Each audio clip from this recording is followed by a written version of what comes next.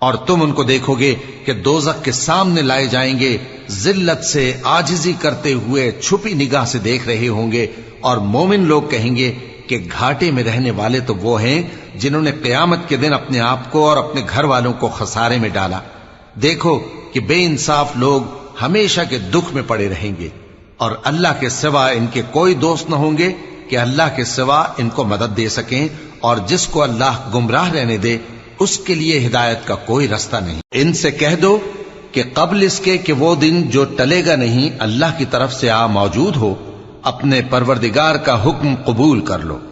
اس دن تمہارے لیے نہ کوئی جائے پناہ ہوگی اور نہ تم سے گناہوں کا انکار ہی بن پڑے گا۔ پھر اگر یہ منہ پھیر لیں تو ہم نے تم کو ان پر نگہبان بنا کر نہیں بھیجا، تمہارا کام تو صرف احکام کا پہنچا دینا ہے۔ اور جب ہم انسان کو اپنی رحمت کا مزہ چکھاتے ہیں تو وہ اس سے خوش ہو جاتا ہے، اور اگر ان کو انہی کے اعمال کے سبب کوئی سختی پہنچتی ہے تو سب احسانوں کو بھول جاتا ہے۔ بے شک انسان بڑا ناشکرا ہے۔ تمام بادشاہت اللہ ہی کی ہے، آسمانوں کی بھی اور زمین کی بھی۔ وہ جو چاہتا ہے پیدا کرتا ہے، جسے چاہتا ہے بیٹیاں عطا کرتا ہے، اور جسے چاہتا ہے بیٹے بخشتا ہے، یا ان کو بیٹے اور بیٹیاں دونوں عنایت فرماتا ہے، اور جس کو چاہتا ہے بے اولاد رکھتا ہے۔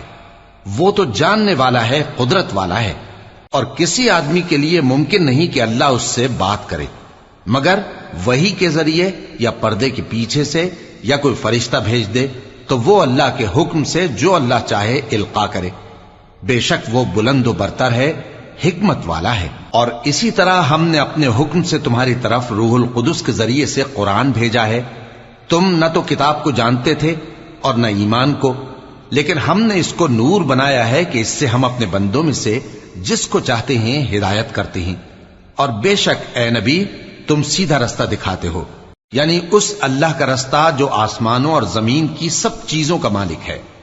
دیکھو سب کام اللہ کی طرف رجوع ہوں گے اور وہی ان میں فیصلہ کرے گا۔